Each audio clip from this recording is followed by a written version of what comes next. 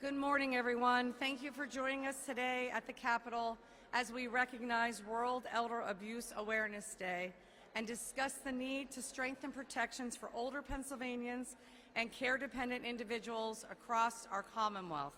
This morning, I am joined by Journey to Justice, a nonprofit based in the 27th Senatorial District with a mission to protect older adults through advocacy, through education, and through awareness. I want to begin by thanking Lynn Fiedler, the founder of Journey to Justice, and her family for being here today, including her husband Nevin, her sons Brandon and Jared, her daughter-in-law Caroline, and her granddaughters Grace, Malena, Stella, Alora, and Leanna.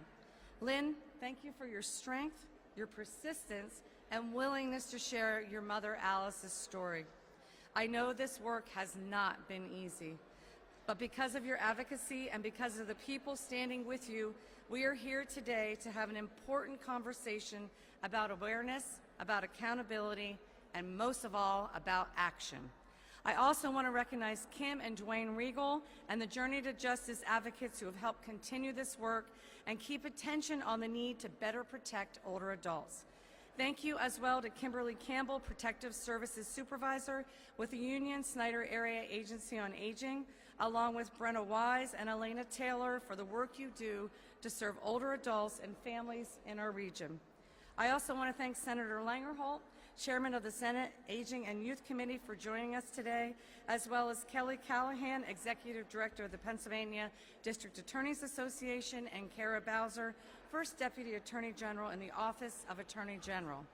And thank you to Austin Cawley from Leading Edge PA for being here, and our partners, advocates, care providers, family members, and members of the media who are helping bring attention to this important issue. Elder abuse is not always easy to talk about. It can involve physical abuse, emotional abuse, caregiver neglect, financial exploitation, abandonment, or self-neglect. It can happen in homes, in care settings, and sometimes in situations where families believe that their loved one was safe. And too often, it remains hidden. In fiscal year 2024-25, there were 66,719 reports statewide, a 14% increase from the previous fiscal year. These are not just numbers. Each one represents a person, someone who deserved dignity, safety, and care. That is why elder abuse awareness matters.